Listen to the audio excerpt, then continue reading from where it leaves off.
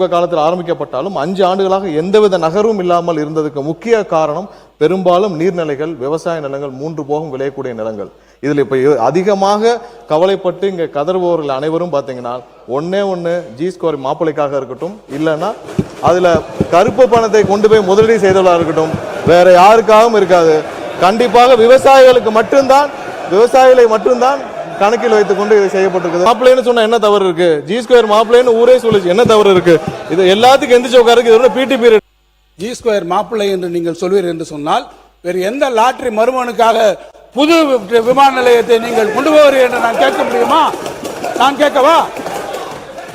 நான் கேட்கிறேன், பேச அனுமதிக்கிறேன்.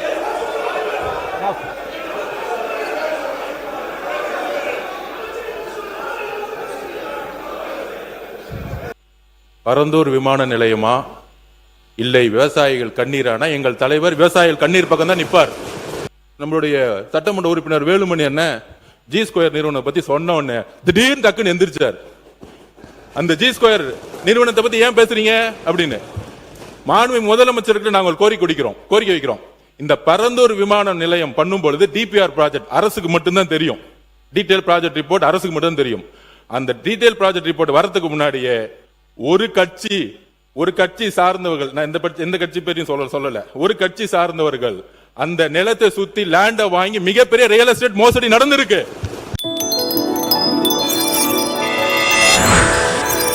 பரந்தூர் விமான நிலைய திட்டத்தை இந்த அரசு ரத்து செய்து இதை பார்த்து முதலீட்டாளர்கள் தவறுலாம் நினைப்பாங்களா, நினைக்க மாட்டாங்களா? தான் இன்னைக்கு முதலீட்டாளர்களை ஈர்க்கக்கூடியதுக்கு பரந்தூர் விமான நிலையம் தான் மிக முக்கியமான இது. நான் கிட்டத்தட்ட 2000 ஏக்கருக்கு மேல நாங்க எடுத்துட்டோம். மாண்புமிகு பொதுப்பணித்துறை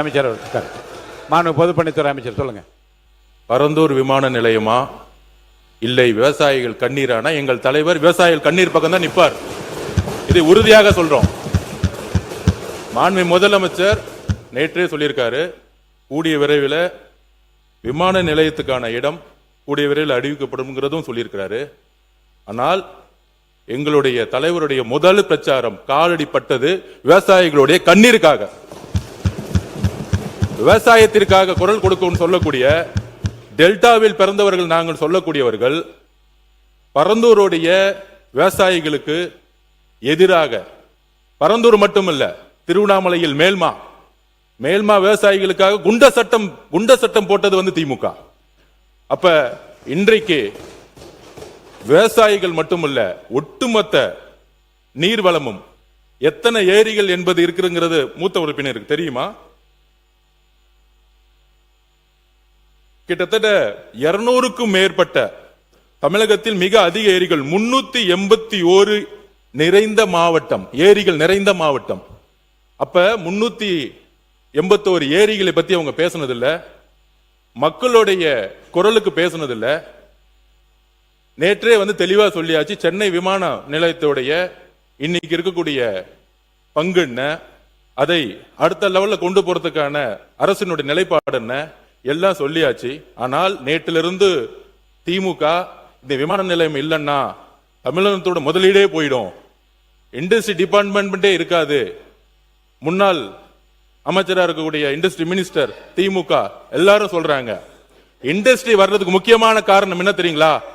சிங்கிள் விண்டோ சிஸ்டம். ஊழல் இல்லாத ஒரு அமைச்சர், ஒரு முதலமைச்சர், ஒரு அரசாங்கம், எந்த நிறுவனம் இருந்தாலும் முதலமைச்சர் இன்னைக்கு நேரடியாக சந்தித்து எந்த இன்வெஸ்ட்மெண்ட் இருந்தாலும் வாங்க, நானே எல்லா துறையிலையும் எந்த விதமான ஹடில்ஸும் இல்லாம சிங்கிள் விண்டோ சிஸ்டத்துல 45 நாள்ல எல்லா பர்மிஷனும் வாங்கி கொடுக்கறோம்னு சொல்லக்கூடியவர் சிஎம். அப்படிதான் ஒவ்வொரு துறையில நடந்துட்டு இருக்காரு. அதனால நேத்து கூட ஒன்று நடந்துச்சு. இதே அண்ணன் ஆஸ்டின் தான் நம்மளுடைய சட்டமன்ற உறுப்பினர் வேலுமணி என்ன ஜி ஸ்கொயர் நிறுவனம் பத்தி சொன்ன உடனே திடீர்னு டக்குன்னு எந்திரிச்சார். அந்த ஜி ஸ்கொயர் நிறுவனத்தை பத்தி ஏன் பேசுறீங்க அப்படின்னு மாண்புமிகு முதலமைச்சருக்கு நாங்கள் கோரிக்கை வைக்கிறோம். இந்த பரந்தூர் விமான நிலையம் பண்ணும் பொழுது டிபிஆர் ப்ராஜெக்ட் அரசுக்கு மட்டும்தான் தெரியும். டீடைல் ப்ராஜெக்ட் ரிப்போர்ட் அரசுக்கு மட்டும் தெரியும். அந்த டீடைல் ப்ராஜெக்ட் ரிப்போர்ட் வரதுக்கு முன்னாடியே ஒரு கட்சி சார்ந்தவர்கள், நான் எந்த கட்சி பேரையும் சொல்லல, ஒரு கட்சி சார்ந்தவர்கள் அந்த நிலத்தை சுத்தி லேண்ட வாங்கி மிகப்பெரிய ரியல் எஸ்டேட் மோசடி நடந்திருக்கு. அதை ரிஜிஸ்ட்ரேஷன் டிபார்ட்மெண்ட்ல சொல்லி அந்த ரியல் எஸ்டேட் மோசடி, இந்த பரந்தூர் விமானம் எதுக்காக உருவாக்கப்பட்டதுன்னா இந்த ரியல் எஸ்டேட்டுக்காக தான். அப்ப இதை நாங்கள் பதிவு செய்கிறோம். விவசாயிகளுக்காக, விவசாயிகளோட கண்ணீருக்காக கிட்டத்தட்ட 2 போகம் அங்க வந்து விவசாய உற்பத்தி பண்ணிட்டு இருக்காங்க. 2 போகம். இத்தனை ஏரி இருக்கு, 381 ஏரிகள் இருக்கு. இதுக்காக விவசாயிகள் பக்கம் நிக்கிறதுக்காக தான் இது கேன்சல் செய்யப்பட்டதை தவிர இதுல எங்களுக்கு எந்த விதமான அரசியல் உள்ளிடும் எழுதி வச்சு கொள்ளுங்கள். 5 வருஷம் கழிச்சு வெள்ளை அறிக்கை நாங்க உரத்துக்கு ரெடி. உங்களோட 10 மடங்கு இங்க வந்து பொருளாதாரம் வந்திருக்கும். ஏனால் ஊழல் இல்லாத ஒரு ஆட்சி எங்களோட முதலமைச்சர் கொடுப்பாரு. இதற்காக எல்லா இண்டஸ்ட்ரியும் வரும். 45 நாள் 60 நாளுக்குள்ள சிங்கிள் விண்டோ சிஸ்டத்தை முதலமைச்சர் உருவாக்கி இருக்காங்கிறத பதிவு பண்றோம். மாண்புமிகு தங்கம் தெரசு, அவர் பேசும் தங்கம் தெரசு, மாண்புமிகு முன்னாள் முதலமைச்சர் எடப்பாடி கே பழனிசாமி. மாண்புமிகு பேரவைத் தலைவர்களே, விமான விரிவாக்கத்திற்காக பரந்தூர் விமான நிலையத்தை அங்கே நிலம் எடுக்கின்ற ஒரு சூழ்நிலை ஏற்படுகின்ற பொழுது மாண்பு முதலமைச்சர் அவர்கள் அந்த திட்டத்தை ரத்து செய்து விட்டார்கள். அதில் எந்த ஒரு மாறுபட்ட கருத்தும் கிடையாது. ஆனால் அதற்கு 5740 ஏக்கர் நிலம் தேவைப்படுவதாக கருதி சுமார் 90% நிலம் வந்து கையகப்படுத்தப்பட்டதாகவும் 90% நிலத்திற்கு நிலத்தினுடைய உரிமையாளருக்கு இழப்பீட்டுத் தொகை கொடுத்துட்டாங்க. இப்போ அந்த எடுக்கப்பட்ட நிலத்தை என்ன செய்ய போறீங்க? இல்லை விவசாயிட்டே கொடுத்துறீங்களா? இழப்பீட்டுத் தொகை கொடுத்தாச்சு, அதை மறுபடியும் திரும்பி பெற முடியாது நில உரிமையாளர் இருந்து. அதற்கு அரசுடைய விளக்கம் தேவை. மாண்புமிகு சட்டத்துறை அமைச்சர். மாண்புமிகு பேரவைத் தலைவர் சொல்லி அவர்களே, இந்த திட்டத்திற்கு மொத்தமாக வந்து 5846 ஏக்கர் வந்து தேவைப்பட்டது. அதுல வந்து பாத்தீங்கன்னா பட்டா நிலங்கள் வந்து 3774 ஏக்கர் பட்டா நிலங்கள். அதுல வந்து அக்ரிகல்ச்சர் லேண்ட், அதாவது விவசாய நிலங்கள் வந்து 3 போகங்கள் விளையக்கூடிய விவசாய நிலங்கள் வந்து 2681 ஏக்கர் வந்து விவசாய நிலங்கள் இருந்தது. ஸோ அரசு நிலங்களாக இதுல காட்டப்பட்ட நிலங்கள் வந்து 1972 ஏக்கர் அரசு நிலங்களாக காட்டப்பட்டது. இதுல கிட்டத்தட்ட 1558 ஏக்கர் வந்து வாட்டர் பாடிஸ், அதாவது நீர்நிலைகள். அதுல பெரும்பாலும் பெரிய நீர்நிலைகள், பெரிய ஓடைகள் எல்லாம் வந்து இந்த அரசு நிலமாக காட்டப்பட்ட 1972 ஏக்கர்ல வந்து 1558 ஏக்கர் வந்து நீர்நிலைகள் காட்டப்படும். இது வரைக்கும், அதாவது 90% நேத்தே வந்து பேட்டியில் அண்ணன் தங்கம் தென்னரசு அவர்கள் பலர் வந்து சொல்லியிருந்தாங்க, 90% நிலங்கள் கையகப்படுத்தணும். அப்படி கையகப்படுத்தப்படவில்லை. இது வரைக்கும் வந்து 1802 ஏக்கர் மட்டும்தான் கையகப்படுத்தப்பட்டுள்ளது. அதாவது 48% மட்டும்தான் கையகப்படுத்தப்பட்டுள்ளது. மீதியெல்லாம் கையகப்படுத்தவில்லை. அதுலயும் பாத்தீங்கன்னா ஏகனாபுரம், இந்த காரை, தண்டலம், சிறுவள்ளூர் போன்ற கிராமங்களில் 1 சென்ட் நிலம் கூட கையகப்படுத்தப்படவில்லை. அதெல்லாம் கையகப்படுத்தாமல் இருக்கு. இதுல இன்னொரு விஷயம் எல்லாரும் புரிஞ்சுக்கணும்னா, நேத்தே முதல்வருடைய அறிக்கையில ரொம்ப தெளிவாக சொல்லப்பட்டிருக்கு. எப்படின்னா, இது வரைக்கும் வந்து நம்மளுடைய கரண்ட் கெப்பாசிட்டி, அதாவது 30 மில்லியன் பேசஞ்சர்ஸை ஹேண்டில் பண்ற கெப்பாசிட்டி இப்ப இருக்கிற கரண்ட் ஏர்போர்ட்டுக்கு இருக்கு. அது இல்லாமல் டெர்மினல் 3 வந்து கம்ப்ளீட் ஆச்சுன்னா இன்னொரு 5 மில்லியன், அதாவது இது ரெண்டும் சேர்த்தால் 35 மில்லியன் கெப்பாசிட்டியை நம்ம அடைவோம். அது இல்லாமல் டெர்மினல் 5, அதாவது நார்த் வெஸ்ட்ல டெர்மினல் 5க்கு நம்ம கம்ப்ளீட் பண்ணி முடிச்சோம்னா, திட்டமிடப்பட்டு முடிச்சோம்னா, கூடுதலாக 20 மில்லியன் பேசஞ்சர்ஸை ஒரு வருஷத்திற்கு கையாளக்கூடிய கெப்பாசிட்டி, அதாவது வருஷத்திற்கு 55 மில்லியன் கெப்பாசிட்டி வந்து நம்ம கையாளக்கூடிய திறமை இப்ப இருக்கிற கரண்ட் ஏர்போர்ட்லேயே டெர்மினல் 3, டெர்மினல் 5 முடிச்சோன்னா இருக்கும். இது எப்படின்னா, இப்ப இருக்கிற பெங்களூர் ஏர்போர்ட் வந்து 4.5 மில்லியன் பேசஞ்சர்ஸ் ஒரு வருஷத்துக்கு ஹேண்டில் பண்றாங்க. அதை விட 10 மில்லியன் அதிகமாகவே ஹேண்டில் பண்ணக்கூடிய அளவுக்கு திட்டமிடல் முடித்த பிறகுதான் இது குறித்த அறிக்கையை முதல்வர் அவர்கள் தெரிவித்தார். அதாவது இப்ப இருக்க கரண்ட் ப்ராஜெக்ட்ல நிறைய தவறான தகவல் கொடுக்கப்பட்டிருக்கு. அதாவது என்விரான்மெண்டல் கிளியரன்ஸ் வாங்கிட்டோம்னு சொல்லிருக்காங்க. கிடையாது, என்விரான்மெண்டல் கிளியரன்ஸ் வாங்கப்படவில்லை. அதாவது என்விரான்மெண்டல் இம்பாக்ட் அசஸ்மெண்ட் கூட இதுக்கு பண்ணல. இது அதுவே பண்ணாமல் என்விரான்மெண்டல் கிளியரன்ஸ்லாம் வாங்க முடியும். என்விரான்மெண்டல் கிளியரன்ஸ்லாம் இது வரைக்கும் வாங்கப்படவில்லை. மிகவும் அதுல வந்து நிறைய வாட்டர் பாடிஸ் இருக்கு. அதனால தான் வந்து இந்த திட்டம் வந்து 5 ஆண்டுகளாக, அதாவது அதிமுக காலத்தில் ஆரம்பிக்கப்பட்டாலும் 5 ஆண்டுகளாக எந்தவித நகர்வும் இல்லாமல் இருந்ததுக்கு முக்கிய காரணம் பெரும்பாலும் நீர்நிலைகள், விவசாய நிலங்கள், 3 போகம் விளையக்கூடிய நிலங்கள். இதுல இப்ப அதிகமாக கவலைப்பட்டு இங்க கதறுபவர்கள் அனைவரும் பாத்தீங்கன்னா, ஒண்ணு G-Score மாப்பிள்ளைக்காக இருக்கட்டும், இல்லைன்னா அதுல கருப்பு பணத்தை கொண்டு போய் முதலீடு செய்தவர்களா இருக்கட்டும், வேற யாருக்காகவும் இருக்காது. கண்டிப்பாக விவசாயிகளுக்கு மட்டும்தான், விவசாயிகளை மட்டும்தான் கணக்கில் வைத்துக் கொண்டு இது செய்யப்பட்டிருக்குது. வேற யாருக்காகவும் இல்லை. யாரு பேசுற மாண்புமிகு தங்கம் தென்னரசு அவர்கள், மாண்புமிகு தங்கம் தென்னரசு அவர்கள், மாண்புமிகு தங்கம் தென்னரசு அவர்கள் உட்காருங்க. பேரவைத் தலைவர் அவர்களே, பேரவைத் தலைவர் அவர்களே, விவாதம், பேரவைத் தலைவர் அவர்களே முடிச்சிருங்க. முடிங்க. பேரவைத் தலைவர், சட்டத்துறை அமைச்சர் எல்லாத்திற்கும் இங்க பாருங்க, எல்லாத்திற்கும் எந்திரிக்க வேண்டியது. இது ஒண்ணு பிடி பீரியட் இல்ல. பிடி பீரியட்ல எல்லாத்துக்கும் எந்திரிச்சு எந்திரிச்சு உட்கார அளவுக்கு ஜி ஸ்கொயர் மாப்பிள்ளைன்னு சொன்னா என்ன தவறு இருக்கு? ஜி ஸ்கொயர் மாப்பிள்ளைன்னு ஊரே சொல்லுச்சு, என்ன தவறு இருக்கு? இது எல்லாத்துக்கும் எந்திரிச்சு உட்காருக்கு இது பிடி பீரியட் இல்ல. உட்காருங்க, பேசலாம். உட்காருங்க. மாண்புமிகு உறுப்பினர் தங்கம் தென்னரசு அவர்கள். மாண்புமிகு சட்டத்துறை அமைச்சர் இந்த அளவிலே தன்னுடைய பதிலை விவாதத்தை கொண்டு போக விரும்புவார் என்றால் I can also pay you in the same currency. G square மாப்பிள்ளை என்று நீங்கள் சொல்வீர் என்று சொன்னால் வேறு எந்த லாட்டரி மருமகனுக்காக புது விமான நிலையத்தை நீங்கள் கொண்டு போவீர்கள் என்று நான் கேட்க முடியுமா? நான் கேட்கவா? நான் கேட்கிறேன். பேச அனுமதிக்கிறேன்.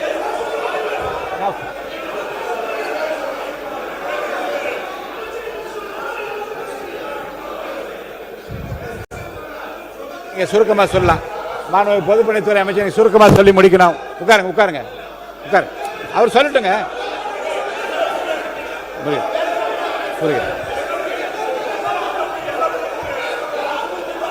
மாண்புமிகு அவருக்கு முடிச்சிட்டுமே. மாண்புமிகு அவர் என்ன கேள்வி வேணா கேட்கட்டும், அதுக்கு நான் ரெடியா இருக்கேன் பதில். உட்கார்ந்து அண்ணன் கேட்க சொல்லுங்க. நீங்க உட்கார்ந்துங்க. அப்ப அவர் பேசிட்டான். மாண்புமிகு தங்கம் தென்னரசு அவர். மாண்புமிகு தங்கம் தென்னரசு இல்ல இல்ல ஒரு அவரு இல்ல இல்ல நான் என்ன சொல்றேன், நீங்க ஒரு ஆரோக்கியமா விவாதம் சொல்லு. உட்காருங்க உட்காருங்க. நீங்க சொல்றேன் உட்காருங்க. நீங்க உட்காருங்க. பரந்தூர் ஏர்போர்ட்டை எதற்காக கொண்டு வந்திருக்கிறோம்? பரந்தூர் அமைக்கக்கூடியதிலே நான் நேற்று செய்தியாளர் சந்திப்பிலே கூட விவரமாக சொல்லி இருக்கிறேன். சென்னையினுடைய புவியியல் அமைப்பில் வேற எந்த இடத்துக்கும் கொண்டு போக முடியாது. நேரடியாக நாங்கள் ஒன்றும் உடனடியாக போய் பரந்தூரில் உடனடியாக போய் பார்க்கல. உங்களுடைய அதிகாரிகள் இருக்கிறார்கள், அவரிடத்துல கூட கேளுங்க. பரந்தூரை தேர்ந்தெடுப்பதற்கு முன்பு யார் அதுக்கு அப்ரூவல் கொடுக்கணும்? அப்ரூவல் கொடுக்கணும். எத்தனை சைட் நாங்கள் போய் பார்த்துருக்கோம்? சோழிங்கநல்லூரில் பார்த்துருக்கோம், படாலத்தில் பார்த்துருக்குறோம், பன்னூரில் பார்த்துருக்குறோம். ஒவ்வொரு இடங்களிலும் ஏற்கனவே பல இடங்களிலே அதை ஆய்வு செய்து அது ஏற்றுக்கொள்ளவில்லை. ஏர்போர்ட்ஸ் அத்தாரிட்டி ஆஃப் இந்தியா ஏற்றுக்கொள்ளவில்லை. காரணம் நேற்றே நான் விளக்கி இருக்கிறேன். சென்னையினுடைய கிழக்கு பகுதியிலே வங்கக்கடல் இருக்கிறது, அந்த பகுதியில் நீங்கள் போக முடியாது. நார்த்துக்கு போனீங்கன்னா ஒன்று மணலிலிருந்து எண்ணூர்லேருந்து எல்லா இண்டஸ்ட்ரியல் எஸ்டேட்ஸு, அந்த பக்கம் பழவேற்காடு ஏரி சூழலியல் பிரச்சனைகள், அந்த பக்கத்தை நார்த்தில் போக முடியல. சவுத்துக்கு போகிறீங்க, சோழிங்கநல்லூர் போய் பார்க்குறீங்க, அது தாம்பரம் ஏர்பேஸோட நேராக வருது. அதோட ஏர் ஸ்பேஸுக்குள்ளே நம்ம வைக்க முடியல, ஏன்னா பிகாஸ் அது டிஃபென்ஸ் இதுக்குள்ளே இருக்குது. அடுத்து தள்ளி போனீங்கன்னா அந்த பக்கம் கல்பாக்கு அனல்மில் நிலையம், இந்த பக்கம் போனீங்கன்னா வேடந்தாங்கல் பறவைகள் சரணாலயம், எந்த பகுதியிலும் அங்கே போக முடியல. அது ஏற்றுக்கொள்ளவில்லை. இந்த இடங்களை எல்லாம் ஏற்றுக்கொள்ளவில்லை, ரிஜெக்ட் செய்கிறார்கள். அடுத்து எங்கே வர்றோம்? வெஸ்ட்டுக்கு தான் வர முடியும். வெஸ்ட் சைடில் போகும்போது தான் நம்ம ரெண்டு இடங்களை பார்க்குறோம். பன்னூர் ஒன்று பார்க்குறோம், பரந்தூர் ஒன்று பார்க்குறோம். பன்னூருக்கும் பரந்தூருக்கும் நடுவில் ரெண்டுக்கும் நடுவில் நம்ம கம்பேரிசன் ஸ்டடிஸ் வருது. என்னென்ன விஷயங்களை பார்க்க முடியும்? ஒன்று டெக்னிக்கல் ஃபீசிபிலிட்டி பார்க்கலாம். ஒரு இடத்த பார்க்கும்போது டெக்னிக்கல் ஃபீசிபிலிட்டி, அந்த இடங்களில் பெரிய பெரிய EHVT லைன் இருக்கா, வேற ஏதாவது பெரிய இண்டஸ்ட்ரீஸ் இருக்கா, அதை ரீலோகேட் பண்ணக்கூடிய விஷயமும். இன்னொன்று மிக முக்கியமாக, ஒரு இடத்தை வருகிற போது எந்த இடமாக இருந்தாலும், எந்த தொழிற்சாலை, சிப்காட்டாக இருக்கலாம் அல்லது ஏர்போர்ட்டாக இருக்கலாம், எந்த இடமா இருந்தாலும் அடிப்படையில் நமக்கு நிலம் வேணும் இல்லையா? அந்த நிலத்தில் போகும்போது யாராவது ஒருவரை டிஸ்லோகேட் போக வேண்டும், அங்கே இருந்து மக்களை மாற்ற வேண்டும் என்றால் யார் எந்த இடத்தில் மிக குறைந்த அளவிலே மக்கள் அதனால் பாதிக்கப்படுவார் என்பதை கணக்கெடுக்கணும். அப்படி எடுக்கிற போது தான் பரந்தூரை நாம் அந்த இடத்தை தேர்வு செய்ய வேண்டிய நிலை வந்து. இன்னொன்று காஸ்ட் ஆஃப் லேண்ட், இதெல்லாமே பல காரணங்கள். இவ்வளவும் பண்ணி தான் பரந்தூர் எடுக்கப்பட்டதை தவிர மாண்புமிகு பொதுப்பணித்துறை அமைச்சர் சொன்னதை போல அதில் எந்த விதமான ஒரு உள்நோக்கங்களும் நிச்சயமாக இல்லை என்பதை நான் திட்டவட்டமாக தெரியவில்லை. இல்லை இல்லை, அவர் ஒன்று சொன்னார், மாண்புமிகு பொதுப்பணித்துறை அமைச்சர் அவர்கள் சொன்னார்கள். அதில் அதுக்கான முழுக்க டெக்னிக்கல் ஃபீசிபிலிட்டி. ஏன்னா அரசாங்கங்கள் ஈடுபடுது, நாங்கள் மட்டும் கிடையாது. ஒன்றிய அரசு இத்தனை இடங்களையும் பார்த்ததுக்கு பிறகு ஒன்றிய அரசு இறுதியாக அவர்கள் அப்ரூவல் கொடுத்தது, நம்முடைய சிவில் ஏவியேஷன் மினிஸ்ட்ரி ஃபைனலாக அப்ரூவல் கொடுத்தது பரந்தூரில் கொடுத்தாரு. எனவே தான் பரந்தூரை நாம் எடுத்துக்கொண்டிருக்கிறோம். இப்போ நீங்கள் சொல்கிறீங்க நாங்கள் இன்னொரு இடத்த பார்க்க போகிறோம்.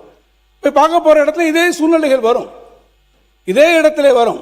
விவசாய நிலங்கள், இப்போ நீங்கள் எப்படி இருந்தால் நிலங்களுக்கு போவீங்க, அங்கே போகும்போது இதே இவாலுவேஷன் நீங்கள் பண்ண வேண்டியிருக்கும்.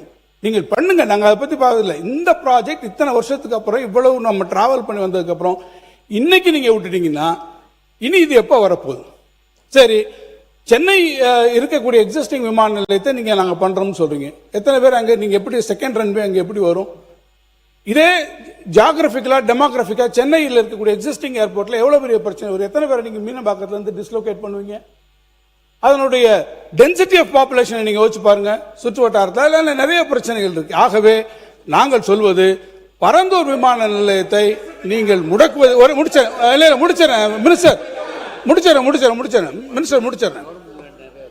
இல்ல அதுல நாங்க சொன்னதுபடி நீங்க ஏற்கனவே முடிச்சிடறேன். Just concluding.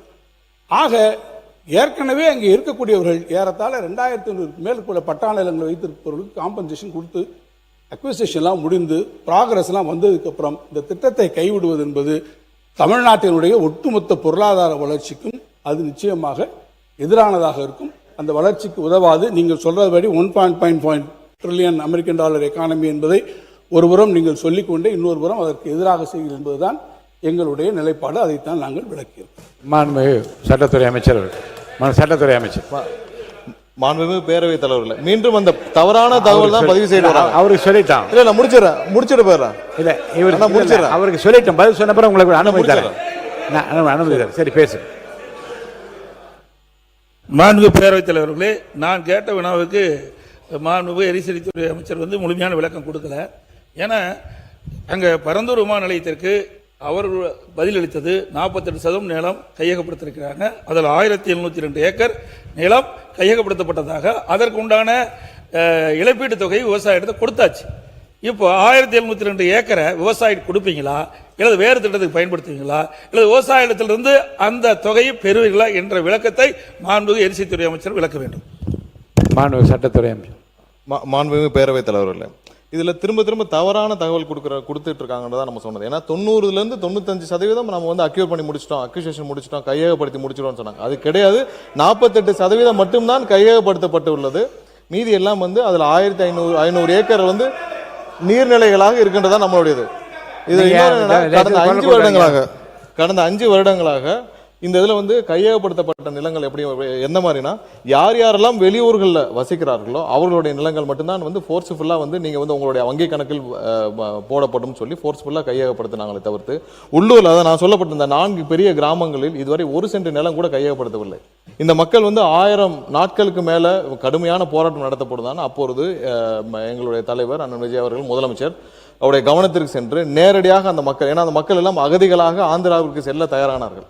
ஸோ அப்போதான் முதல்வருடைய கவனத்திற்கு கொண்டு போய் அவரே அதை சமூக ஊடகங்கள் வழியாக பார்த்து இதை நம்ம கண்டிப்பாக கையில் எடுக்கணும்னு சொல்லி முதல்வராக அப்பொழுது எங்களுடைய தலைவர் நேரடியாக தலையிட்டு நேரடியாக அந்த மக்களுக்கு போய் சொன்னது. ஏன்னா அந்த ப்ராஜெக்டை ஃபுல்லாக அண்டர்ஸ்டாண்ட் பண்ணி அப்போ இருக்கிற ரன்வே இங்கே இருக்கிற நீர்நிலைகள் மேலே போக முடியாதுன்னு சொல்லி முதல்வர் அவர்கள் அப்பயே அந்த ஏர்போர்ட் அத்தாரிட்டிக்குரிய நபர்களிடம் எல்லாரோடையும் ஆலோசிச்சிட்ட பிறகுதான் அந்த முடிவை ரொம்ப ஆழமாக அந்த முடிவை எடுத்து இந்த இடம் ஏர்போர்ட்டுக்கும் ரன்வேக்கும் உகந்ததில்லைன்னு சொல்லி பல வல்லுநர்களும் ஆலோசிச்சு அதுக்கப்புறம் தான் அந்த முடிவே எடுத்தார். ஏன்னா அது அந்த இடம் அந்த இடத்துல ரன்வே போட்டாலும் அது உகந்ததில்லைன்னு சொல்லி முடிவை எடுத்த பிறகுதான் அந்த முடிவை எடுத்தார். இப்போ உங்களுக்கு தேவை நம்ம ஒரு 55 மில்லியன் நபர்களை ஹேண்டில் பண்ணக்கூடிய கெப்பாசிட்டி உள்ள ஒரு ஏர்போர்ட் தான். ஏன்னா இன்னைக்கு பெங்களூர் ஏர்போர்ட்டை கம்பேர் பண்ணுங்க.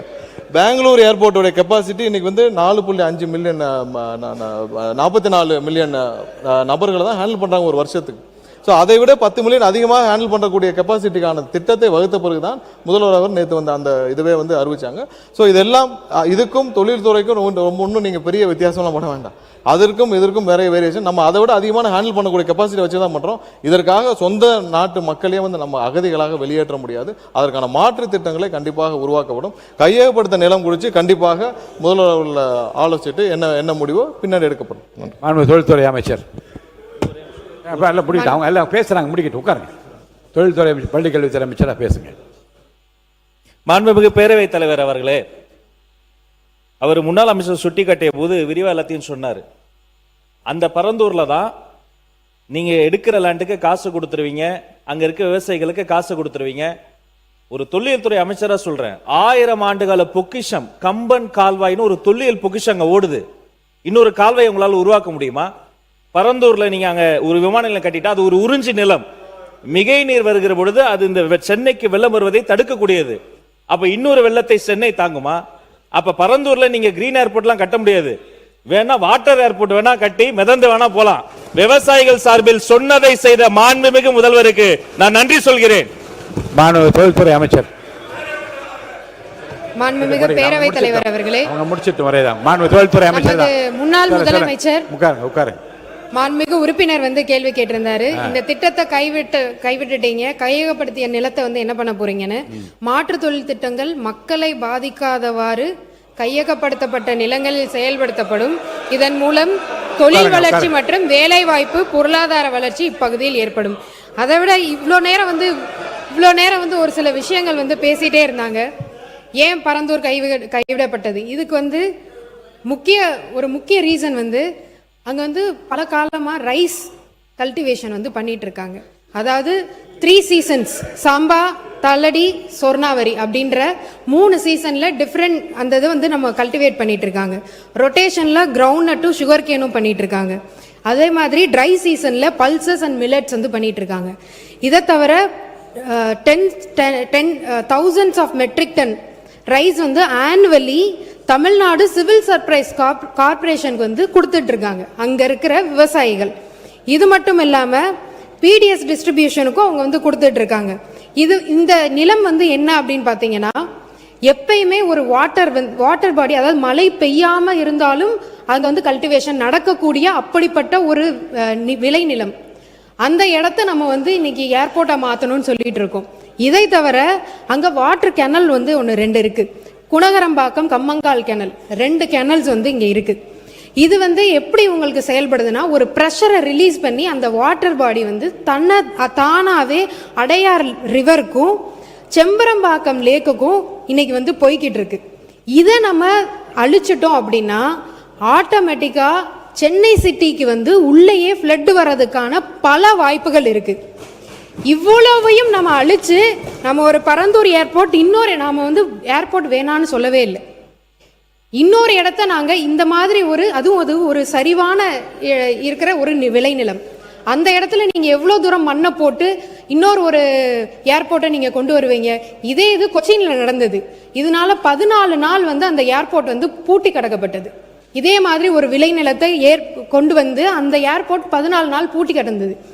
இது மட்டும் இல்லாம இன்னைக்கு எங்களுடைய மாண்புமிகு முதலமைச்சர் அன்னைக்கு ராகுல்ன்ற ஒரு பையன், இந்த பையன் அன்னைக்கு ஒரு பேட்டி கொடுத்திருந்தாங்க. எங்களுக்கு பரந்தூர் விமானம் வேண்டாம், நாங்க என்ன அந்த விமானத்துல பறக்கவா போறோம் அப்படின்னு எங்களை காப்பாத்துங்கன்னு ஒரு வார்த்தை சொன்ன அந்த ஒரு வார்த்தைக்காக இன்னைக்கு இந்த அறிவிப்பு மக்கள் கொண்டாடுறாங்க. அங்க நடந்த ஒரு ரீசன்ட் லோக்கல் பாடி மீட்டிங்ல விஜய் ரோடு அப்படின்னு சொல்லி நாங்க வைக்க போறோம்னு அறிக்கையே அவங்க வந்து இன்னைக்கு விட்டுருக்காங்க. மக்கள் அத்தனை பேரும். இதனால விவசாயிகளோட வாழ்வாதாரம் பாதிக்கப்படும், 1500 நீர்நிலைகள் பாதிக்கப்படும், 1000 குடும்பங்கள் இடம்பெயரணும். இதையெல்லாம் கன்சிடர் பண்ணாம ஒரு ஏர்போர்ட்டை நம்ம எப்படி அங்க கொண்டு வர முடியும்? இதை தவிர இன்னொரு வந்து கேட்டிருந்தாரு. நான் ஒரே ஒரு கேள்வி கேட்கிறேன். சென்னை ஏர்போர்ட் மீனம்பாக்கம் ஏன் நீங்க 5 வருடம் கிடப்புல போட்டு வச்சிருந்தீங்க? மேல இருந்து சென்ட்ரல் கவர்மெண்ட் உங்களுக்கு அன்னைக்கே அப்ரூவல் கொடுத்திருந்தாங்க. நீங்க ஏன் 5 வருஷம் அதை சும்மாவே வச்சிருந்தீங்க? உங்களுக்கே தெரியும் பரந்தூர் ஏர்போர்ட் வந்ததுன்னா இன்னும் 5 வருஷம் ஆகும்னு. ஆனா அதை எக்ஸ்பேன்ஷன் அன்னைக்கே பண்ணியிருந்திருக்கலாம். அதுக்கான சென்ட்ரல் கவர்மெண்ட் அதுக்கான அப்ரூவலும் கொடுத்தாங்க. என்ன நோக்கத்துக்காக நீங்க இதை வந்து ஸ்டாப் பண்ணி வச்சிருந்தீங்க? உங்களோட மனசாட்சியை நீங்களே கேட்டுக்கோங்க. நீங்க பேசுங்க, தொடர்ந்து பேசி முடிங்க. நீங்க பேசுங்க, உட்காருங்க. அவங்க பேசி முடிக்கல. இது மட்டும் இல்லாம இன்னைக்கு வந்து சொல்றாங்க இதனால வந்து தொழிலே வந்து பாதிக்கப்படும் தமிழ்நாட்டில். அப்ப 49% எலக்ட்ரானிக் எக்ஸ்போர்ட் வந்து இன்னைக்கு பரந்தூர் ஏர்போர்ட்டை நம்பி தான் இன்னைக்கு போய்கிட்டு இருக்கா. 41% எலக்ட்ரானிக்ஸ் எக்ஸ்போர்ட் இன்னைக்கு போர்ட் மூலமாகவும் ஏர் கார்கோ மூலமாகவும் சென்னை ஏர்போர்ட் மூலமா தான் அனுப்பிச்சிட்டு இருக்கோம்.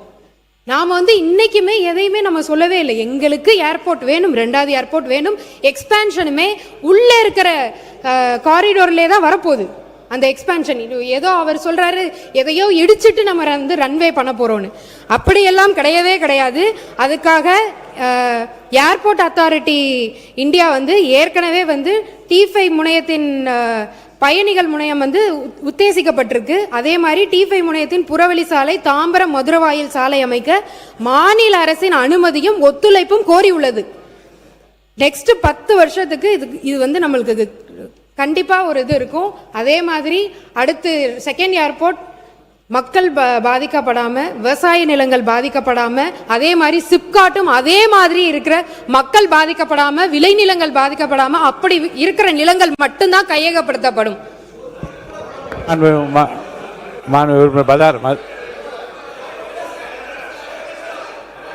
மாண்புமிகு, இதோட உங்களோட இந்த விவாதத்தை நான் முடிச்சுக்கிறேன். அடுத்த உறுப்பினர் பேச, இன்னும் 10 உறுப்பினருக்கு மேலே பேசணும்.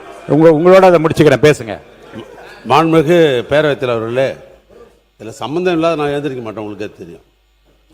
இந்த ஒன்றிய அரசாங்கம் இந்த விமான நிலையம் அமைப்பது, விமானத்தை ஓட்டுவது என்பது ஒன்றிய அரசாங்கத்துக்கு அதிகாரத்துக்கு உட்பட்டது, மாநில அரசாங்கத்திற்கு அல்ல. மாநில அரசாங்கம் நிலம் கையகப்படுத்துவதோடு நம்முடைய பணிகள் முடிந்து விடுகிறது. அந்த ஒன்றிய அரசாங்கத்துடைய ஆணையை ஏற்று இது சம்பந்தப்பட்ட இந்த பரந்தூர் ஏகநாதபுரம் என்ற பகுதியில் 13 வில்லேஜுகள், 2 மாத்திரம் இல்லை, இந்த 13 வில்லேஜுகள் எடுக்கணும்னு முடிவு பண்ணப்பட்டு ஒரு குழு அமைக்கப்பட்டது மாநில அரசாங்கத்தின் சார்பாக.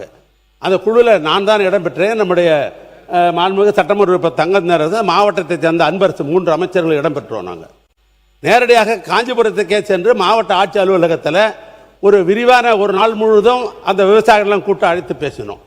அவர்கள் அதில் 11 வில்லேஜில் இருக்கும், அவங்களே ஒப்புதல் தந்தாங்க. 2 வில்லேஜ் தான், ஏகநாதபுரமும் இந்த பரந்தூர் 2 வில்லேஜ் தான் அது ஒப்புதல் தரல. அதுக்கு பின்னால் இதே சட்டமன்றத்தை மேலே அமைச்சர் அறையில் என்னுடைய சேம்பரில் 2 முறை வர வச்சு நாங்கள் பேசணும்.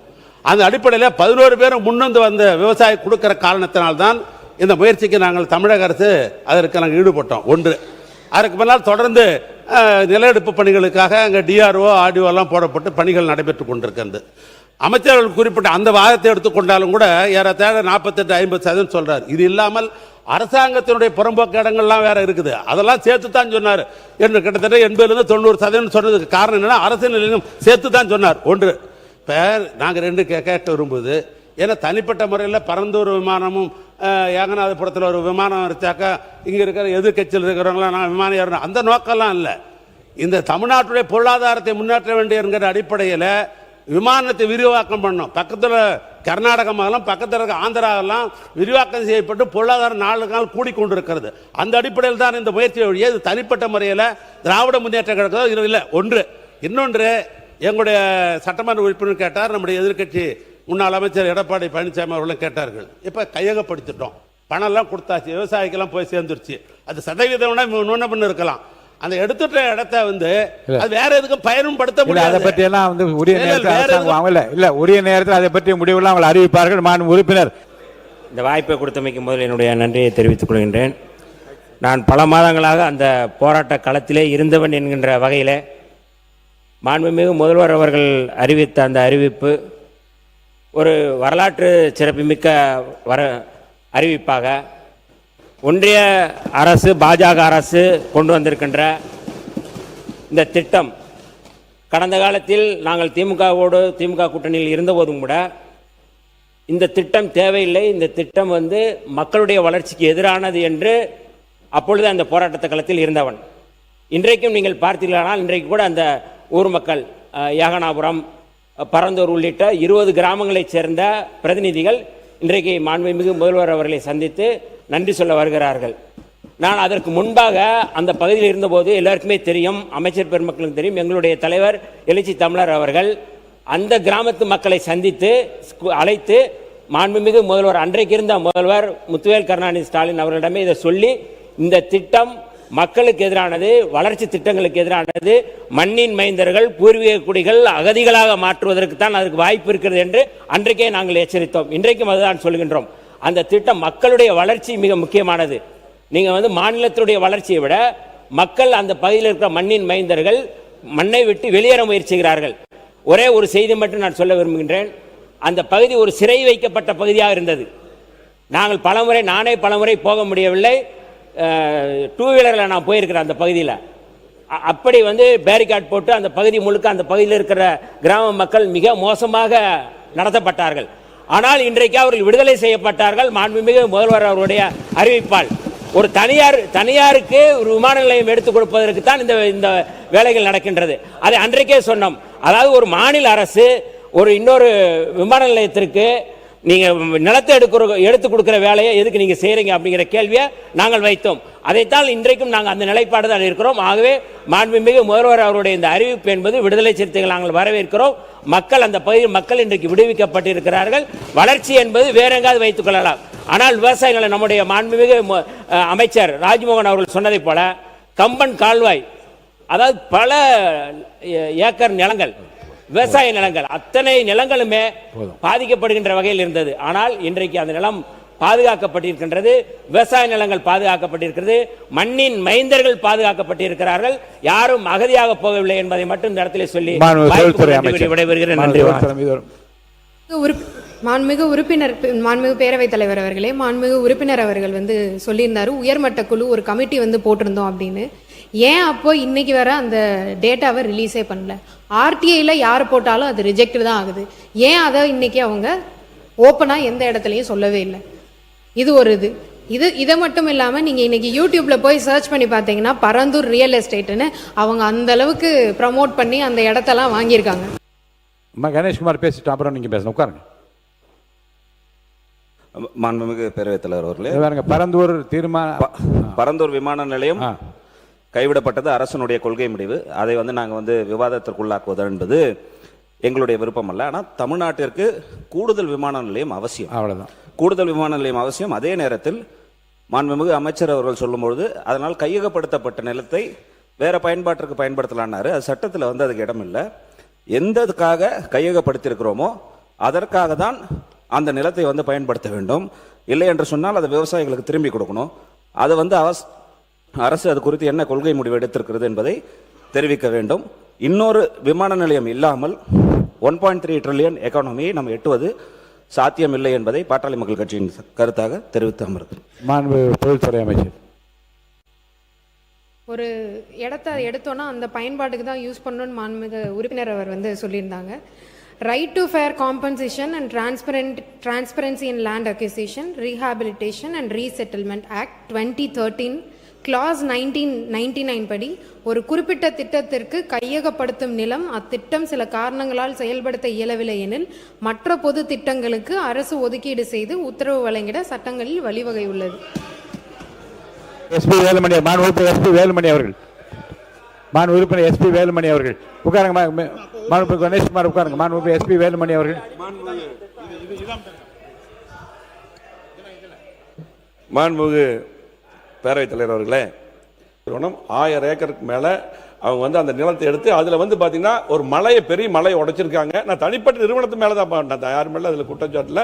அப்பதான் ஆசிரியர் தேவையில்லாம எந்திரிச்சாரு. 1000 ஏக்கர் நிலத்தை கையகப்படுத்தி அதுல பெரிய மலையே உடைச்சிருக்காங்க, மண் எடுத்திருக்காங்க, அரசு நிலங்களை வாய்க்கால்களை ஆக்கிரமிச்சிருக்காங்க, விவசாய நிலங்களை சட்டத்துக்கு புறம்பா பிரைவேட். நீங்க பரந்தூரை பத்தி சொல்றதுக்காக தான் உங்களுக்கு நான் அனுமதி அளிச்சேன். செய்தியை பத்தி சொல்றீங்க, முடிச்சறேன். அதே போல பாத்தீங்கன்னா இன்றைக்கு மான்களும் சிறுத்தை புலி கொல்லப்பட்டிருக்கிறது. அதான் முதலமைச்சர் நடவடிக்கை எடுக்கணும்னு சொன்னேன். அதே போல பாத்தீங்கன்னா இன்றைக்கு அந்த நிறுவனத்தின் மேல நிறுவன நடவடிக்கை மாண்பு முதலமைச்சர்கள் எடுக்க வேண்டும். அதே போல பாத்தீங்கன்னா ஆசிரியர் பேசும்போது சொன்னாரு, இந்த தொழில்துறையில அதாவது ஒரே இடத்துல எல்லா அப்ரூவ் கொடுக்கிறது அவங்களுடைய ஆட்சின்னு சொன்னாங்க. நானும் தொழில்துறை அமைச்சரா 2011 இருந்தேன். அதாவது 1991 தான் முறைத்துறை அம்மா அவர்கள் சிங்கிள் விண்டோ சிஸ்டத்தை, சிங்கிள் விண்டோ கிளியரன்ஸ் கொண்டு வந்தாங்க. அதுல பாத்தீங்கன்னா இன்றைக்கு எல்லா டிபார்ட்மெண்ட் பாத்தீங்கன்னா வருவாய்த்துறை, மின்சாரத்துறை, அதே போல பாத்தீங்கன்னா ட்வாடு நகராட்சி துறை, அது சுற்றுச்சூழல் துறை, எல்லா துறையும் ஒருங்கிணைந்து உடனடியாக அப்ரூவல் கொடுத்தங்காட்டி தான் ஹுண்டாய் போன்ற பெரிய பெரிய நிறுவனங்கள்லாம் வர்றதுக்கு முறைத்துறை அம்மா அவர்கள் தான் காரணம் என்பதை தெரிவித்து, இன்றைக்கு தொழில்துறை மானியம் நடைபெற்றுக் கொண்டிருக்கிறது. நாட்டில் படித்துவிட்டு இளைஞர்கள், லட்சக்கணக்கான இளைஞர்கள் வேலைவாய்ப்பு இல்லாமல் இருக்கிறார்கள். அரசாங்கத்திலே அவர்களுக்கு வேலைவாய்ப்பு இல்லை, வேலைவாய்ப்பு எடுக்கப்படுவதில்லை. வேலைவாய்ப்பு வர வேண்டும் என்றால் தொழிற்சாலைகள் வர வேண்டும். அந்த தொழிற்சாலைகள் வர வேண்டும் என்றால் தமிழ்நாட்டினுடைய கட்டமைப்புகள், உள்கட்டமைப்பு, சாலைகள் மற்றும் அனைத்து ஏர்போர்ட், இப்படிப்பட்ட அனைத்து வசதிகளும் வர வேண்டும். ஆனால் ஆளுங்கட்சியாக இருக்கின்ற போது ஒரு நிலைப்பாடு, எதிர்கட்சியாக இருக்கின்ற போது ஒரு நிலைப்பாடு. நான் யாரையும் குற்றம் சாட்டல, ஒரு நிலைப்பாடு இந்த தமிழகத்தில் நடைபெற்று கொண்டிருக்கிறது. கடந்த ஒரு 10 ஆண்டு காலமாக தமிழகத்தில் எந்த விதமான மிகப்பெரிய தொழிற்சாலைகள் வராததற்கு காரணம் இதே எங்களுடைய அம்மாவுடைய ஆட்சி. எடப்பாடியார் இருக்கிற போது சென்னை டு சேலம் 8 வழிச்சாலை 10,000 கோடியிலே மத்திய அரசாங்கம் அறிவித்தது. மும்முரமாக இருந்தது. அந்த சாலையை கொண்டு வந்திருந்தால் மிகப்பெரிய தொழிற்சாலைகளில் முன்னேற்றத்திற்கு வழிவகுத்திருக்கும். ஆனால் இன்றைக்கு எதிர்க்கட்சியாக இருக்கிறவர்கள் அன்றைக்கு எதிர்க்கட்சியாக இருந்தபோது அது விவசாயிகள் பாதிக்கப்படுகிறார்கள், விவசாயிகள் பாதிக்கக்கூடாது, அந்த 8 வழிச்சாலை வரக்கூடாது என்று மிகப்பெரிய போராட்டம் நடத்தி அந்த 8 வழிச்சாலையை கைவிடப்பட்டது. இன்றைக்கு அவர்களே ஆளுங்கட்சியா இருக்கின்ற போது அதே விவசாயிகளை பற்றி கவலைப்படாமல் பரந்தூர் விமான நிலையத்தை கொண்டு வந்திருக்கிறார்கள். விமான நிலையம் வேண்டும், ஏதோ ஒரு விதத்தில் பாதிப்பு எங்க போனாலும் விவசாயிகளும் எடுக்கப்படதான் வேண்டும். ஆனால் இன்றைக்கு ஆளுங்கட்சியா இருக்கிறவர்கள் விவசாயிகள் பாதிக்கப்படக்கூடாது என்பதற்காக அதை கைவிடுகிறோம். ஆனால் நாங்கள் விமான நிலையத்தை விரிவாக்கம் செய்வதற்கு நடவடிக்கை எடுக்கிறோம், 2வது விமான நிலையம் கொண்டு வர நடவடிக்கை எடுக்கணும். ஆனால் என்ன நடக்கிறது? இங்க அரசியல் நடக்கிறது. அரசியல் நடப்பதால் தமிழகத்திலே எந்த வளர்ச்சியும் வருவதை தடுத்துக் கொண்டிருக்கிறார்கள். இந்த போக்கு மாறினால்தான் இங்க தொழில் வளர்ச்சி வரும். இல்லைன்னா நீங்க சொல்ற மாதிரி 1 ட்ரில்லியனும் வராது, 1.5 ட்ரில்லியனும் இந்த தமிழகத்துக்கு வராது. மாண்பு உறுப்பினர் மதார் பத்ருதீன் அவர்கள். இல்ல நன்றி சொல்ல மாட்டார், நன்றி சொல்லுங்க பாருங்க. இல்ல பேசியா, நிறைய நேரம் பேசியாச்சு, போதும் போதும். இல்ல அவருடைய மாண்புமிகும் பேரவை நன்றி சொல்ல மாட்டார். உட்காருங்க. நன்றி சொன்ன இல்ல, நன்றி சொல்ல மட்டும் அனுமதிக்கிறேன், இல்லைன்னா அனுமதிக்க முடியாம. உட்காருங்க உட்காருங்க உட்காருங்க. இல்ல உட்காருங்க.